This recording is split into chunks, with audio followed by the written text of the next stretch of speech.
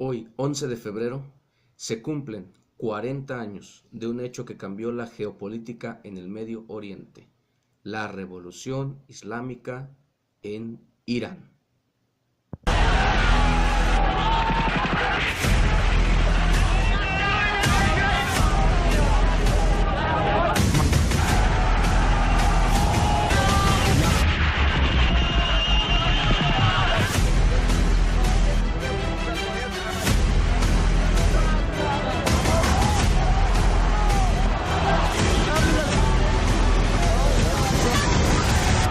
El Medio Oriente vive una especie de guerra fría.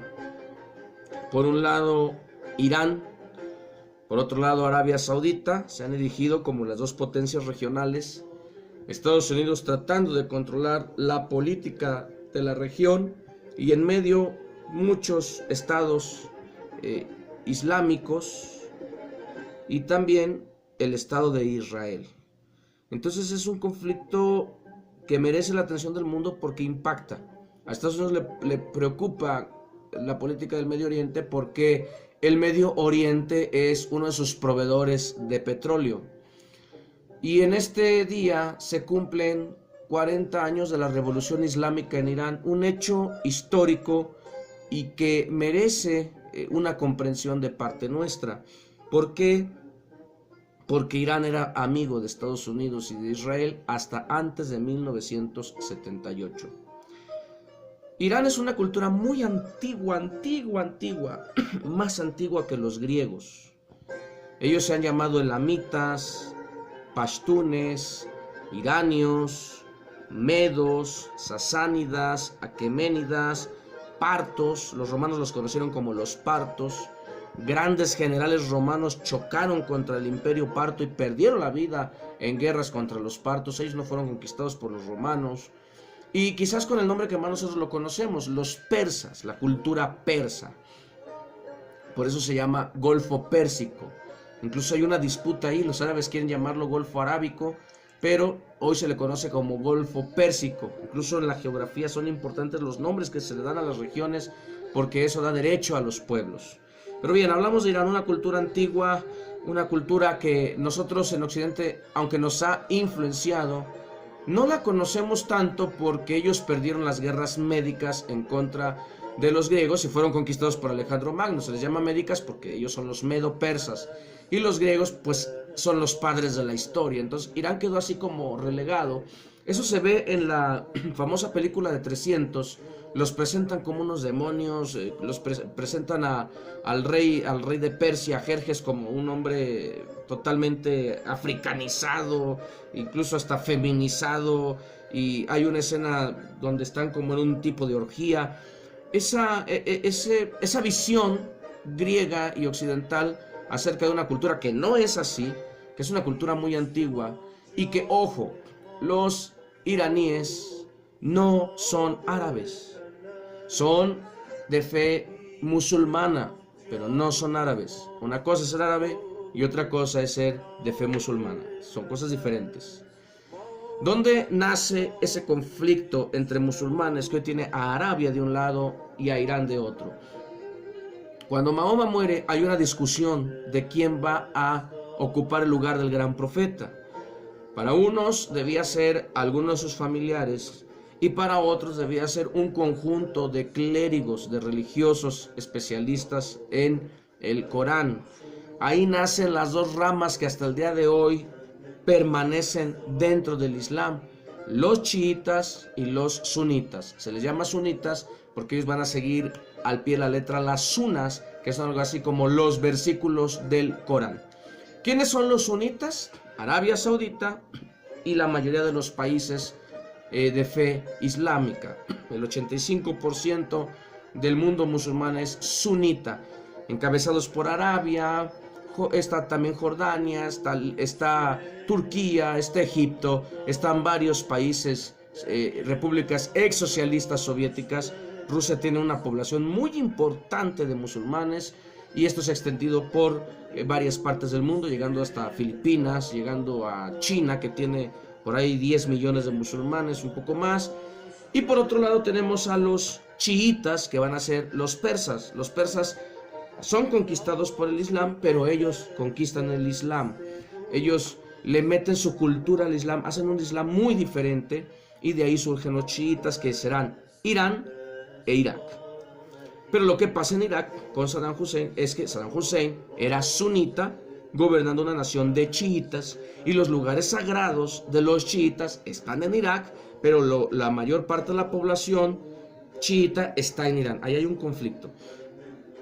Mossadegh, un gobernante iraní allá de los años 50, se le ocurre expropiar el petróleo, gran error. Y entonces Estados Unidos y Gran Bretaña, en esa sed de justicia, van a liberar al pueblo persa de las malvadas garras de Mossadegh, que se ha atrevido a nacionalizar el petróleo para sacarle beneficio para su propia nación, y lo quitan con un golpe de estado. Mossadegh muere de cáncer en su granja y lo entierran ahí secretamente para que la gente no haga revueltas, y ponen en su lugar a un hombre llamado Mohammad Reza Pahlavi, que será conocido como el Shah de Persia. Un hombre dedicado a la opulencia, un hombre alejado del pueblo, un hombre que va a hundir a Irán en la miseria y va a vender el petróleo a las potencias extranjeras. Estados Unidos tenía su embajada en Irán, Israel tenía embajada en Irán, Inglaterra tenía embajada en Irán, Irán era amigo de Occidente, pero allá por el año 1978 comienza a gestarse un movimiento, una revolución, un poco diferente a lo que estaba aconteciendo en muchos países, porque es una revolución religiosa. Irán hoy es una dictadura teocrática, quiere decir que está gobernada por religiosos. El ayatolá Khomeini encabeza esa revuelta que larga al Shah de Persia, le cambian el nombre a Irán, cambian incluso el símbolo de la bandera, era un leoncito en los tiempos del Shah, ahora es un símbolo islámico, y hoy se cumplen 40 años de que en 1979, el movimiento empieza en el 78, pero en el 79 se consuma la llegada al poder de Khomeini. En Irán hay presidente, pero el presidente no es la figura máxima en Irán, sino el ayatolá. Ahí se hace lo que dice el ayatolá, ahí la ley es la del ayatolá. Para 1980, viendo Estados Unidos que está perdiendo una importante fuente de recursos, porque el ayatolá encabeza una revolución muy cerrada. Las revoluciones religiosas son muy cerradas, porque la fe mueve más que los ideales. La fe mueve más que los ideales, convierte a todos los civiles en soldados de la fe, y eso es más difícil. Enfrentar una nación de soldados de la fe es más difícil que enfrentar una nación con soldados nada más. Se levanta Irak, le meten armas a Saddam Hussein, se desata una guerra atroz entre Irán e Irak, entre dos naciones chiitas, pero una como Irak gobernada por un sunita que es Hussein, apoyado por Arabia, apoyado por Estados Unidos. A Hussein lo arman hasta los dientes los Estados Unidos. En el contexto de la Guerra Fría, obviamente Rusia apoya a Irán, se echan varios años de guerra, hay incluso uso de armas químicas por parte de Saddam Hussein contra la población iraní, pero en ese momento no lo juzgaron por las armas de destrucción masiva. ¿Quién se las dio?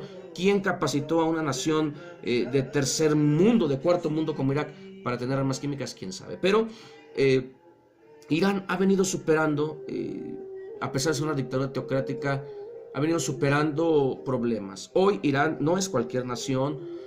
Por ejemplo, son especialistas en nanotecnología, están dentro de los 10 primeros lugares del mundo en nanotecnología, tienen una ingeniería muy avanzada, y tanto que ya lograron enviar un ser vivo al espacio, ya pusieron un ser vivo en el espacio.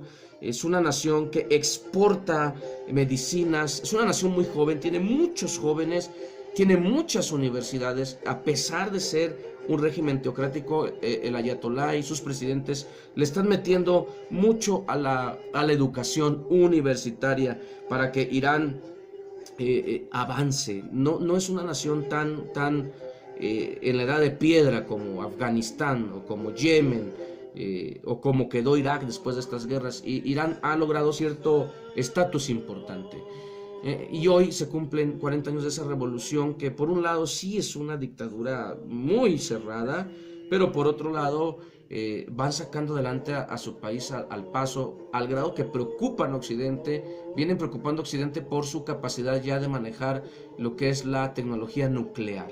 Ellos han dicho que es para consumo interno de sus necesidades energéticas, pero pues también se les acusó de tener una bomba o desarrollar una bomba atómica, y eso sería atroz porque Asia es un polvorín.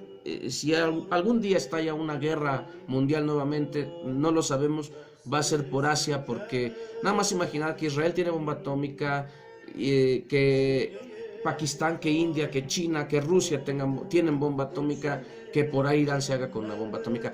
Para concluir esta opinión sobre este aniversario, 40 aniversario de la Revolución Islámica en Irán, que merece mucho estudio por parte de los historiadores, la pregunta es, ¿por qué Estados Unidos no ataca a Irán?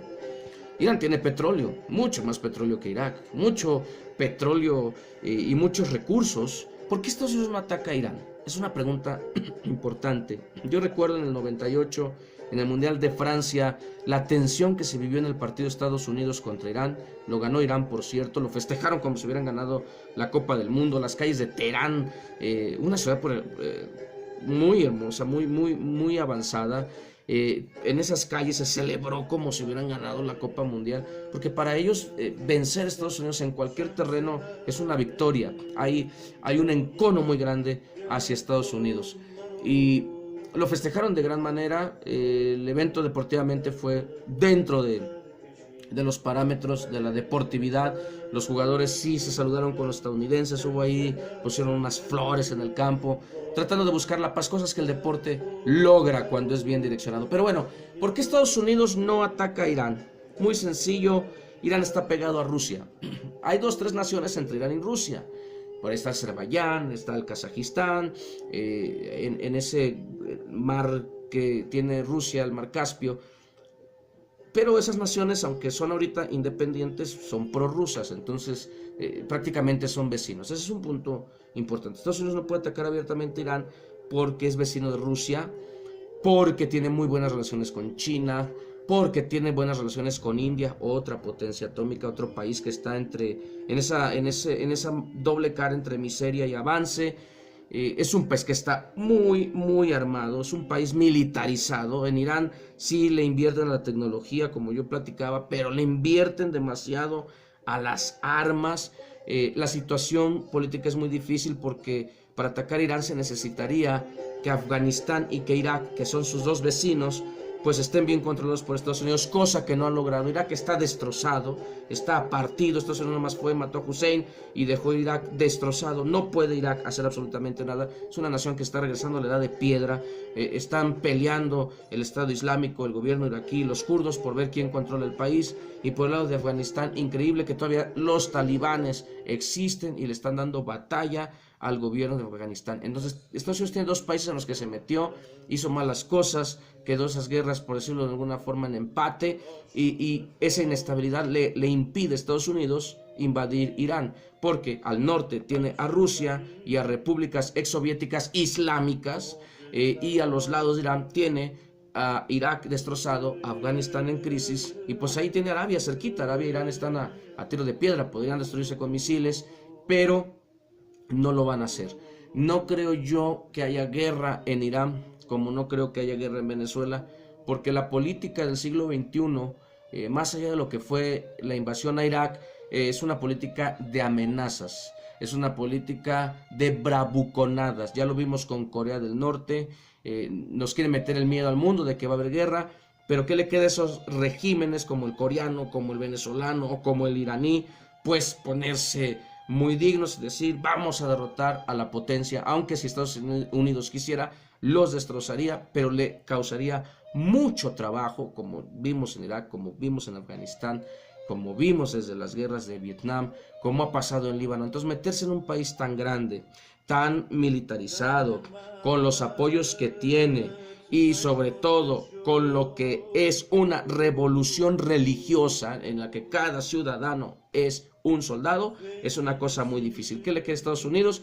Presionar a Irán, presionarlo por medio de sanciones económicas. No le es tan fácil porque Irán tiene buenos clientes, la Unión Europea es un gran dependiente del petróleo iraní, entonces por ahí es un juego político. Es la opinión que hoy su amigo El Burro Benjamín les comparte sobre una nación antigua, milenaria, misteriosa, actualmente dictadura teocrática, como lo es Irán, el antiguo imperio persa. Hasta el próximo video.